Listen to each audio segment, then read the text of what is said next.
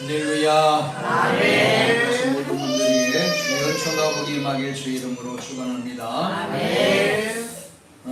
저도 입춘에 대한 말씀을 잠깐 적었는데 우리 안경식 장로님이 시적인 풍부함이 나보다 더 많은 것 같다는 거니까 여기도 몇 글자 적었는데 우리 장로님 적은 거 보니까 더 세밀하게 잘 시인해도 괜찮을 것 같은데 이제 추운 엄동설환이 지나고 입춘이 지났습니다. 새싹이 자라게 되고 나무들이 이렇게 산을 보게 되면 산도 이제 나무들이 푸르스름하죠. 푸르스름 안 봐요? 돈만 보고 쫓아다니구나. 산도 한번 봐봐. 푸르스름하게 벌써 푸른잎들이 많이 들어갔더라고요. 농부들이 이제 붕 꿈을 안고 각자가 원하는 곡식에 씨앗을 뿌리는 이제 아름다운 계절이 되었습니다. 씨앗을 뿌리는 농부는 거둘 소출을 생각하며 뿌리게 되겠지만은 그러나 주인에 의해서 농부에 의해서 땅에 뿌려지는 씨앗들은 사뭇 다른 일들이 있습니다. 물론 그네들이 생각이라고 하는 자체가 없기 때문에 그러겠지만 만약에 있다라고 한다면 그네들은 아마 그 일들에 대해서 굉장히 심사숙고해야만 할 일이 아닐까라는 생각을 가져보는데 그것이 뭐냐? 자기를 즉 씨앗으로 뿌렸던 농부들에게 수확을 얻게 하기 위해서는 그 뿌려진 씨앗은 어떻게 되고요? 죽어야 되기도 하고 썩어야 되기도 하고 그래야만 주인이 원하는 소출을 맺어서 드릴 수 있는 그런 일이 주어지겠죠.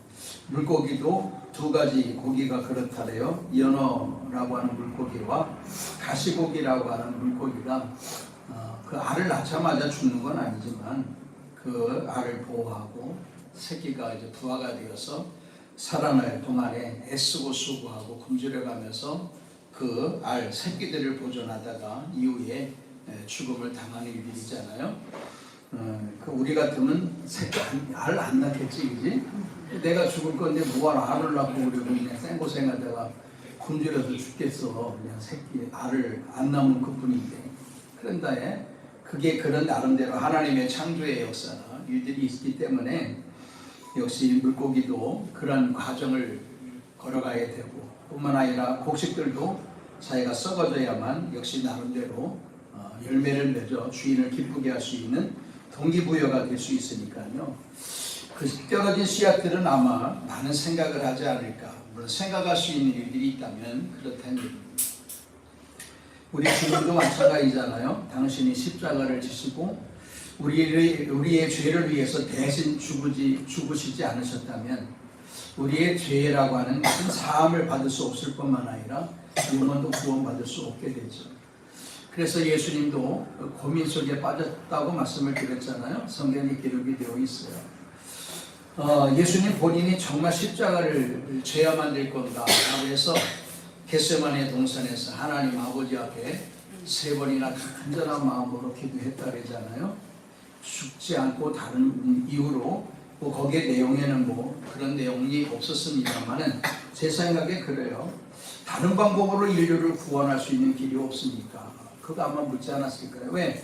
하나님은 얼마든지 능력의 하나님이니까 굳이 독생자를 예수보다가 십자가를 져서 죽어야만 사람들이 이야기하는 저주의 죽음을 당해야만 인류를 구원할 수밖에 없는 방법 그 하나밖에 없을까라고 생각할 때에 그렇지 않을 수 있다. 왜? 하나님은 능력의 하나님이니까. 그런데도 불구하고 하나님은 그 십자가의 죽음을 고수하고 또 그렇게 단호하게 결정을 내리고 예수님으로 하여금 즉 독자들 예수로 하여금 십자가를 지시게 하신 이유는 그 일들이 있어야만 인류를 구원할 수 있는 길이요 방법이기 때문에 하나님도 즉 아버지도 가슴이 아파 찢어질 듯한 그런 고심 속에 있었지만은 아들을 그대로 내어줄 수밖에 없었고 결국 아버지의 마음을 이해하게 되었던 예수님도 내 뜻대로 마옵시고 아버지 원대로 하옵소서라고 하는 고백을 남긴 뒤 십자가를 지시게 된 줄 믿습니다. 자기가 죽어야만 나름대로 얻을 수 있는 일들이 많이 있어요. 내가 살아 꿈틀거리면 얻지 못하는 일들도 많이 있습니다. 그런데 성경은 죽어야 된다는 거예요. 오늘 제목이 뭐예요? 죽으면 산다, 죽으면 살리라. 지지난주에 말씀드렸던 내용 보면은 죽으면 오리라 라고 하는 무드셀라의 이름의 뜻을 가리켜서 말씀을 드렸던 일이 있습니다만은 오늘은 죽으면 살리라 그랬어요. 이 살기 위해서는 어떻게 해야 된다? 죽어야 된다는 거예요. 죽어야 돼요. 여러 가지가 죽어야 되겠죠. 그렇다고 우리 생명을 죽이자는 얘기는 아니에요.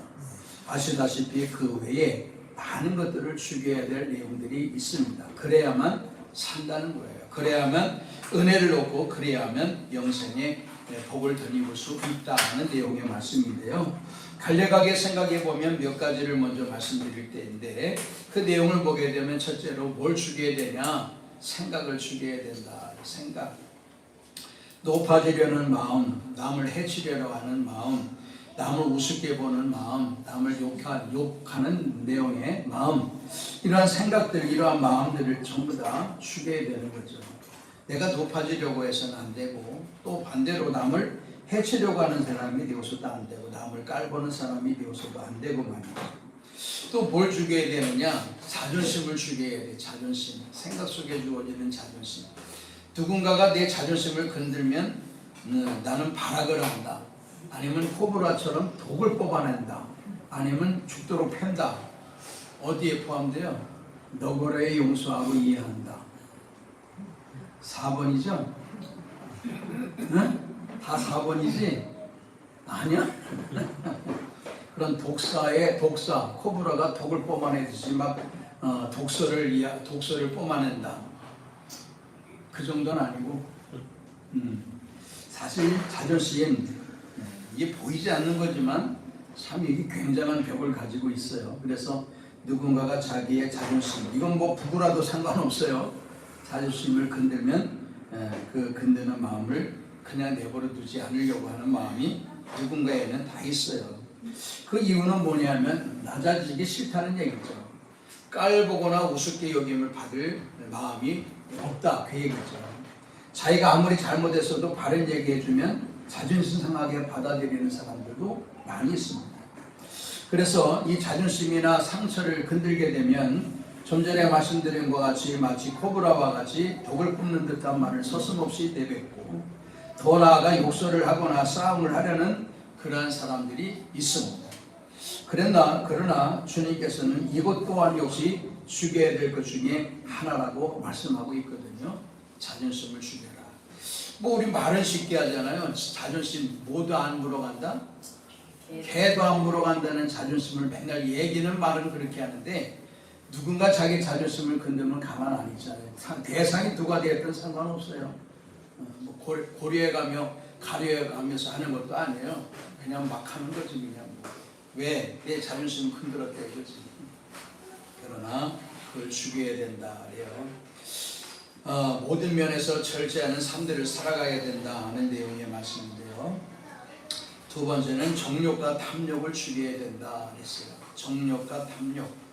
정욕이라고 하는 것은 마음속에 일어나는 여러 가지 욕구를 이야기하는 것이고 또 한 가지는 물건을 탐내고 집착하는 마음을 정욕이라고 해요.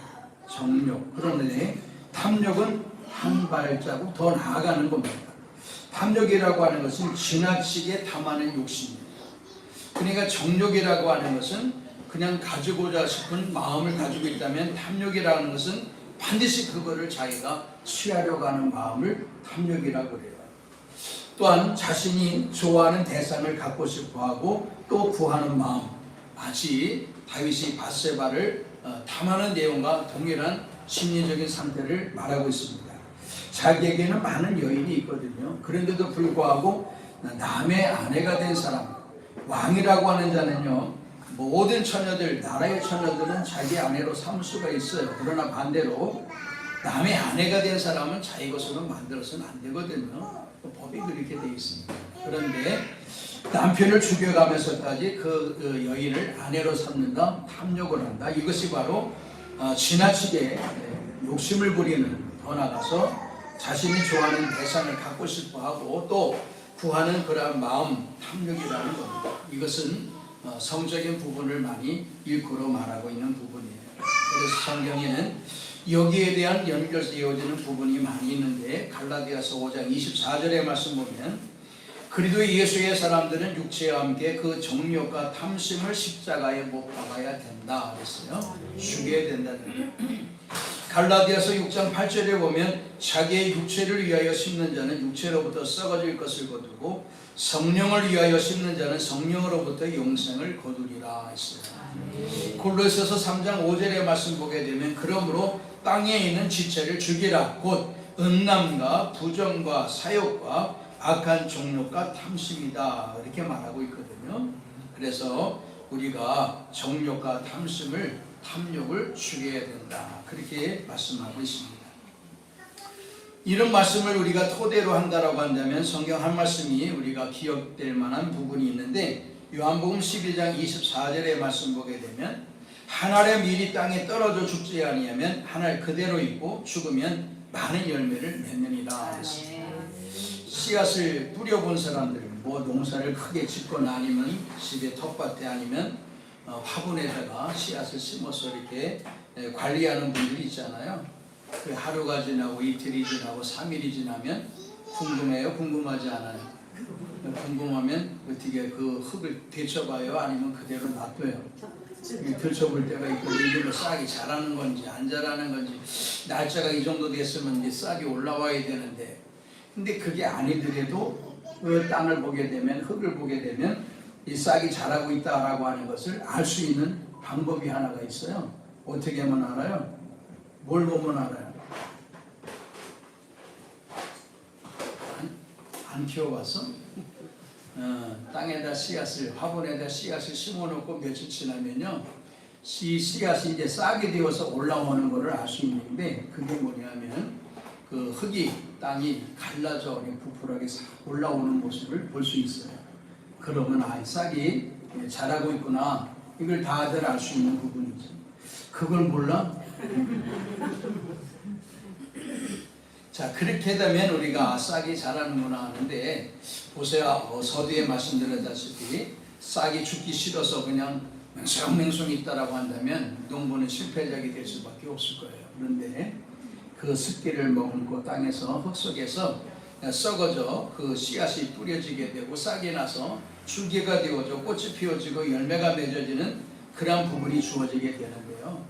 이와 같은 일들 속에 함께 주어지는 일들 자신이 희생되어야만 많은 열매를 맺어 주인을 기쁘게 할 수 있는 그 씨앗과 마찬가지로 하나님의 미랄이 되어서 세상 우주 만물의 모든 당신이 사랑하는 백성들을 위해 십자가에서 죽음을 당하시게 되었던 예수님을 통해서 많은 인류들이 바로 믿음 속에 구원을 받게 되는 줄 믿습니다.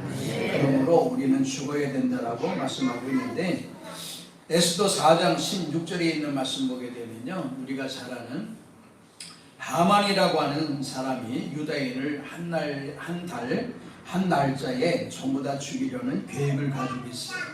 이 계획을 모르드게가 알고 그의 왕비가 되어지고 자신의 사촌 여동생이 되어지는 에스더에게 얘기를 해줘. 당신이 네가 왕에게 나아가 이것을 보여야 될 거다라고 했을 때 왕이 자기를 부르지 않았으니 내가 만약 나아가게 되면 왕이 금호를 내어주지 않을 때 나는 죽음을 당하게 될 겁니다 라고 해서 그렇다면 유대인들 전부가 3일 동안 금식을 하게 해달라. 나도 내 시녀들과 함께 3일 금식하고 왕에게 나아갈 텐데 왕에게 규례를 어기고 나아갈 때 왕이 금호를 내어주지 않는다면 나는 죽음을 당하게 되겠는데 그런다 할지라도 내가 왕에게 나아갈 겁니다 라고 했는데 그것이 뭐냐 죽으면 죽으리이다 라고 하는 고백을 가지고 나아가게 되는데 어떻게 죽었어요? 살았어요? 자기만 살았어요? 유대인들이 전부 살았어요? 유대인들이 전부 다 사는 계기가 됩니다. 자기가 죽을 각오를 하고 생명이 없어지는 건 아니지만 죽을 각오, 죽을 결단, 죽은 여러 가지 생각들 등등에 뭐 자기의 지위도 내려놔야 되지 아니면 여러 가지 뭐 자기가 받고 대접받는 일들도 다 내려놔야 되지 그리고 이후에 닥칠 고난도 생각해야 되지 이거 다 염두에 두었으면 못 나갈 것인데 전부 다 사도 바울이 고백한 배설물 같이 여기고 죽음은 죽으리이다.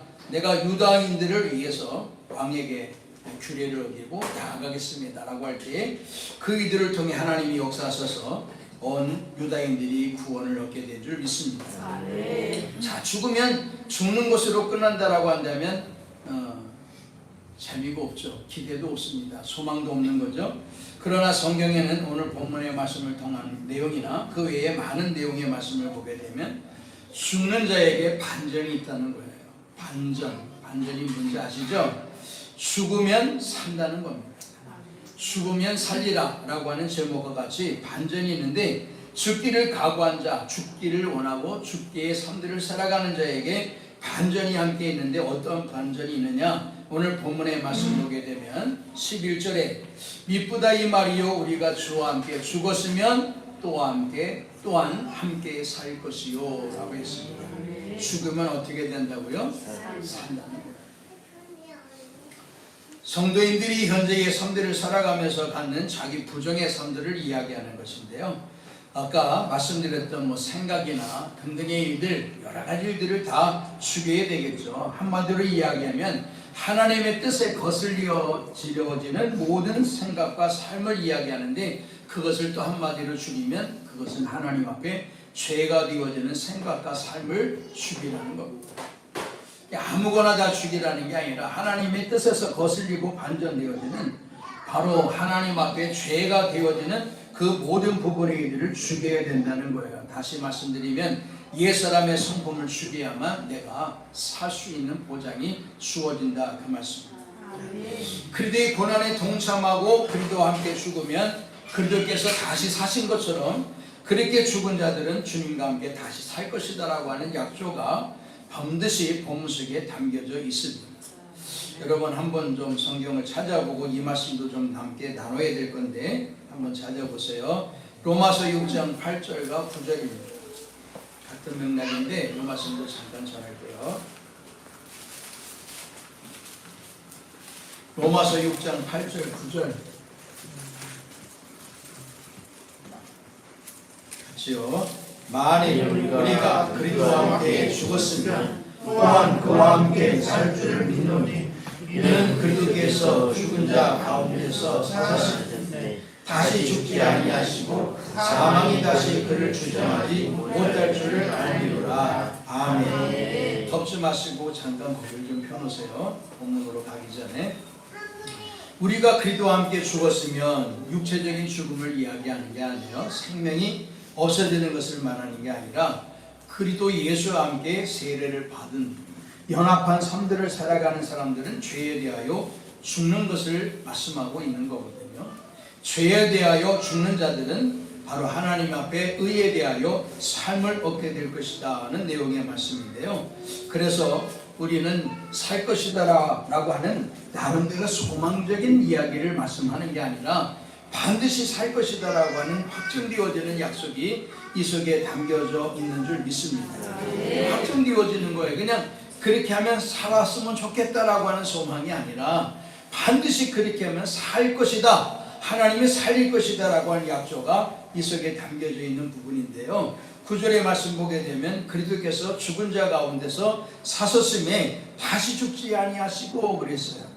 죽었다가 살았다, 죽었다 살았다는 게 아니라 한 번 주님 은혜 가운데 삶을 얻게 되었던 사람들은 다시는 죽음을 당하지 아니하는 영원한 삶들을 살아가게 될 것이다 라고 말씀해 주고 있습니다. 우리가 좀 쉽게 생각해 본다면 하나님의 아들 되시는 예수님께서 아무런 흠과 티가 없어졌지만은 하나님에 의하여 인류의 구원을 위해서 스스로 십자가를 지시고 죽음을 당한 것이 아니라고 하고, 반대로 타인에 의하여 죽음을 당하게 됐다라고 한다면 예수님의 이 죽으심은 사실 헛된 죽음이 될 수밖에 없을 것이고, 예수님의 부활하심도 마찬가지로 헛된 부활, 그냥 어쩌다가 있어진 부활 속에 포함될 것이고, 그래서 하나님의 아들로서의 권위도 능력도 사라지게 될 겁니다. 그런데 예수님은 다른 사람들에 의해서 죽음을 당한 게 아니라 예수님은 본인 스스로가 죽음을 당하셨다 그거거든요. 이걸 이해를 바르게 해야 되는 거예요. 이해는 되죠? 물론 로마 병정들에 의해서 예수님이 십자가를 지신 것은 맞습니다만은 예수님이 만약 여기에 대해서 예수님이 대응하셨다라고 한다면 누구든지 예수님을 죽일 수 있을까요? 십자가에 매달 수 있을까요? 아니, 절대로 그럴 수 없습니다. 내노라라고 하는 한마디를 통해서도 로마 군병들이 뒤로 물러지는 판이고, 또 예수님 본 일들을 통해서 사울이라고 하는 젊은 청년은 눈이 멀 정도가 되었는데, 예수님의 능력으로 이 로마 병정들에게 힘없이 잡혀가서서 십자가의 죽음을 당하셨다? 이건 웃을 일입니다. 그래서 당하신 게 아니고, 그래서 십자가를 지신 게 아니고, 그래서 죽음을 당하신 게 아니고, 하나님 뜻이요, 예수님은 자의적으로 십자가를 지게 된 겁니다. 왜? 인류의 죄사함과 구원하심을 위해서 말이죠. 그렇기 때문에 예수님의 죽으심도 부활에도 능력과 권위가 있는 겁니다. 세상 모든 왕들이 예수님의 무릎 앞에 그 무릎을 조아리고 왕으로 존귀함으로 칭송할 수밖에 없는 대단한 권위를 소유한 이가 바로 자원하여 십자가를 지신, 그리고 부활을 당하신, 즉 부활을 하신 주님의 은혜와 능력 속에 이 모든 부분이 포함되어 있는 줄 믿습니다. 마찬가지로 우리도 누군가의 타인에 의해서 억지로 무력에 의해서 죽음을 당하고 한다면, 즉 내 자존심을 죽이고 내 생각을 죽이고 누군가가 억지로 그냥 말도 한마디 꿈쩍하지 못하게 해서 내가 죽고, 마음은 안 그런데 그냥 입으로 그렇게 되어서 살아간다면 그건 아무런 짱에도 쓸모가 없는 거예요. 거기에는 보답이라는 것이 없고 반전이라는 것이 없는 거예요. 내가 주님의 자녀가 되었으니 주님의 자녀로서, 주님과 연합한 사람으로서 내가 죄에 대해 스스로가 죽는 삶들을 살아가는 사람들에게 반전이라고 하는 삶이 주어지는 것이지, 억지로 남의 무력과 타인의 일들을 통해서 내가 죽음을 당하고 말 한마디 못하는 그런 죽음의 상태를 가지고 있는 사람들에게 주님께서 반전이라고 하는 생명을 허락하시는 것은 아니다, 그 말씀입니다. 예수님의 죽으심과 동일한 죽음이 나에게도 있어야 된다, 그거예요. 누군가 무서워서 말 한마디 못하는 거, 이건 아니에요. 그건 아니에요. 할 수 있지만 스스로가 자제하고 억제하고, 그래서 스스로가 그 일을 하지 않는 거, 그거를 말씀하고 있는 거예요. 네, 우리가 예수님과 연합하여 한 사람이 되었고 한 몸이 되었고 한 신앙인이 되었으니만큼 주님께서 원하시는 뜻대로 우리가 살아가기를 각오하고 결단하고 인내하고 절제해가면서 내가 죽여야 될 것들, 즉 죄에 대하여, 육신에 대하여 죽여야 될 것들을 죽여가며 살아가는 사람들에게 반전이 있는 줄 믿습니다. 반전을 요구하는 거예요. 그리고 그런 죽음을 요구하는 거예요. 예수님도 타인에 의해서 무력으로 죽음을 당했다면 무슨 거기에 무슨 능력과 권위가 있겠어요. 가질 건 없는 사람이다, 사람들이 침뱉음을 했던 것처럼 죽음 위에도 그렇게 할 겁니다. 그런데 예수님이 살아생전에 십자가에 매달릴 때는 사람이 갈대를 걸고 머리를 치고 조롱도 하고 침도 뱉고 욕설도 하고 조롱거리기도 했지만, 예수님이 죽으신 이후에는 그러지 않았어요. 모든 사람들이 전부 놀라서 이는 진실로 하나님의 아들이로소이다 라고 고백을 합니다. 무력으로 죽음을 당한 사람에게 그렇게 고백을 할 사람이 있어요? 천만의 말씀입니다. 너 잘 죽었다, 고소하다, 새봅니다, 이렇게 하겠지, 누가 무릎을 꿇어 이는 진실로 하나님의 아들이로소이다 라고 고백할 수 있는, 고백할 사람이 어디에 있겠어요? 우리도 마찬가지입니다. 할 수 있지만 하지 않는 거예요. 살아갈 수 있지만 살지 않고 죽이는 거예요. 말할 수 있지만 자제하는 겁니다. 성질을 낼 수 있지만 자제하는 거죠. 하나님의 뜻에 거슬리는 죄의 삶, 죄에 대한 일을 한다면 우리가 스스로 죽이는 거예요. 할 수 없어서 안 하는 게 아니라 할 수 있지만 안 하는 거죠. 그런 사람들에게 주님께서 우리에게 은혜를 도하시고 바로 반전인 생명을 허락해 주시는 줄 믿습니다. 마찬가지로 우리가 칼빈이라고 하는 사람, 우리 기독교의 교리적인 이들을 심어준 사람을 이야기하는데, 그 사람은 이렇게 얘기를 해요. 우리가 그리스도와 연합되어서 과거에 노예가 된 상태에서 해방된 자녀라고 한다면 해방을 얻은 자녀답게 영적인 자유를 누리며 살아가야 되는 거 아니냐. 또 죄에 얽매여서 종과 같은 삶들을 살아가서는 안 되지 않겠느냐. 그러므로 육신의 소욕을 제어하는 삶들을 살아가야 될 거다, 그렇게 말씀하는 거예요. 두 번째, 오늘 본문의 말씀을 보게 되면요, 12절 같이요. 못 찾았어요? 다시 본문으로 넘어갑니다. 디모데후서 2장 12절 같이 청년 또한 함께 왕노를 할 것이요 우리가 주를 부인하면 주도 우리를 부인하실 것이다. 아멘. 참으면 함께 뭐 한다고요? 왕노릇 할 것이다. 죽으면 살 것이고 참으면 왕노릇 할 것이다. 그거예요. 참기 쉽지 않습니다. 그냥 뭐 뾰로통이 하고 한바탕 그냥 불그락불그락 해서 하면 되겠는데 하고 난 다음에는 후회하는 것도 많아요. 그때 당시에는 그냥 그렇게 그냥 해서 속이 시원할 수도 있지만 돌아서면은 한참 후회가 되는 거예요. 후회했을 때 그 후회가 참 쉽게 풀어지면 괜찮겠습니다만 잘 안 풀어지는 거거든요. 이 목사들도 마찬가지예요. 어떤 목사님이 전에 말씀드렸잖아. 뭐 그런 예화가 많이 있는데 목사도 화가 날 때가 많이 있죠. 왜 화가 안 나겠어요? 누가 목사에 대해서 안 좋은 소리 하면 목사도 그냥 같이 막 해대야 되는 거 아니야? 어? 뭐라 하면 같이 그 자리에서 어쩌고 저쩌고 하고 해야 되는 거 아니야? 말을 하지 않잖아. 하지 않는 이유가 있는 거 아니에요? 죽이려고 그러는 거야. 왜 말하지 않아서 아니 마음이 없어서 하는 게 아니라 화가 안 나서 안 하는 게 아니야. 죽이는 거야. 아이고 그때 같이 했으면 나중에 어떻게 되겠어? 평생 후회하지 않겠어? 길바닥에서 싸우고 교회 안에서 싸우고 큰 소리 치고 멱살 잡고 삿대질하고 이렇게 하면 안 되는 거 아니에요? 그러니까 목사도 자존심도 있고 성질도 나고 하는 거지만 참는 거야. 그래서 예전에 드린 말씀 중에 교회 내에 우리 요즘은 교회 구걸하러 오는 사람들이 많지 않더라고 보니까 사무실이 3층에 있다 보니까 2층 올라오면 지쳐서 가대 3층까지 올라오는 사람들도 있긴 있는데 1층에 제가 사무실이 있을 때는 허구한 날 와서 달라고 그랬어요. 허구한 하루에도 몇 사람씩 와서 달라고 그랬거든. 그래서 뭐 1,000원씩 주고 어떤 사람은 5,000원 주고 어떤 사람은 10,000원 주고 이렇게 해도 돌려보내 하는데 자 근데 교회 예배 시간에 이렇게 예배를 드리고 설교를 하고 있는데 그 구걸하는 사람이 주책 없이 설교 시간에 와가지고 돈을 달라고 뒤에 서서 자꾸 그러잖아.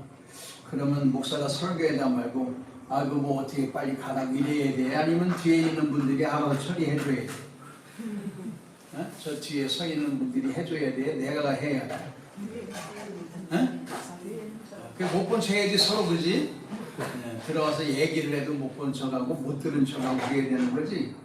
그분이 그랬대잖아. 아, 뒤에서 좀 처리 좀 하고 1,000원이나 좀 줘서 보내면 되는데 아무도 그렇게 안 해주라는 거야. 거기서 그냥 얘기하면 그냥 조용히 서 있는 게 아니라 달라고 그러는 거거든. 그럼 소리를 낸단 말이야. 그러면 뒤에 있는 사람들만이 아니라 듣는 사람들이 있잖아. 뭐 교회 가면 수천 명이 모이는 데도 아닌데. 그러면 들은 사람이라도 먼저 나가서 그렇게 처리하면 되는 거야. 다 못 들은 채하고 그냥 설교를 또 그때 열심히 듣는 채하고 응? 그러니까 한 사람도 가서 뭐 이렇게 그 부분을 처리하지 않대. 목사님이 얼마나 화딱지가 나는지 설교하다 말고 내려가서 오치게 했대잖아. 응? 이게 아마 속이 막 시원하더라는 거야. 그냥 새끼 어려워가지고 교회 예배 시간에 와서 그냥 응? 그러느냐. 또 한편은 성도들한테도 화가 나. 이게 보란 듯이 가서 한 거야 그냥. 근데 그게 3년 동안 그러고 난 다음에 성도가 세 가정이 나왔거든. 야 우리 목사님이 어떻게 저럴 수 있냐 그래가지고 그 즉시로 다음 주에 세 가정이 나와. 응? 이런 부분들 보면 참 그렇잖아. 그러면 후회가 언제 그 부분이 해소되는데 3년 걸렸다는 거야. 그러니까 단번에 그냥 화딱지 나니까 다다다다 하고 그냥 뭐 멱살 잡고 싸우고 쌍욕하고 할 수도 있지만 그게 영원히 3년 간다는 거야. 뭐 어떤 사람은 나는 뭐 화끈해가지고 그냥 뭐 뒷생각이 없어요. 그냥 금방 풀어져요. 이런 사람이 있어. 그런 사람이 제일 약이에요. 그 이야기나 이런 얘기들을 받은 사람은 상처가 되는 거거든. 자기는 뒤끝이 없다고 그래서 그냥 다다다 해버리고 나는 원래 그런 사람이니까 네가 이해해. 그러면 돼? 상처받은 사람은 오래 가는 거야. 그래서도 안 돼. 남을 실족하게 한 사람은 뭐라고 그랬어? 연자맷돌을 자기도 매지 못하는 연자맷돌을 목에 걸고 들어가 그냥 돼지라고 그러잖아. 상처 주는 게 그만큼 안 좋은 거야. 자 어쨌든 참으면 왕노릇한대. 참을 게 한두 가지가 아니야. 죽이는 거나 참는 거나 다 똑같아. 참는다라고 하는 뜻은 참다, 견디다, 인내하다 이런 뜻을 가지고 있는데요. 자, 이런 것들을 하고 싶은 대로 하는 게 아니라 하고 싶어도 인내하고 견디고 참고 이런 부분들을 말씀하고 있는 건데요. 자, 그 말씀을 다 드리면 시간이 또 많이 가고 전반부에 드린 말씀과 같은 맥락이니까 생략을 하게 된다면 참으면 왕노릇하게 될 거다 했어요. 반대로 우리가 주님을 부인하면 주님도 우리를 부인할 것이다 했어요. 이게 맞아야 돼요? 아니면 나는 주님을 부인해도 주님은 나를 인정해야 돼? 어떻게 하길 바래요? 아니 이게 또 아닌가 본데 내가 주님을 부인해도 주님이 나를 인정하길 바라는 것 같은데 그러지 않아요. 주님은 의의 하나님이기 때문에 우리가 주님을 부인하면 주도 우리를 부인해요. 말로 부인한 것도 주님도 부인하지만 행동으로 부인하는 것도 주님도 부인하는 거예요. 믿지 않은 사람들답게 살아가는 사람을 굳이 왜 주님께서 아버지 하나님 앞에서 인정하시겠어요? 이 말씀이 왜 주어졌느냐?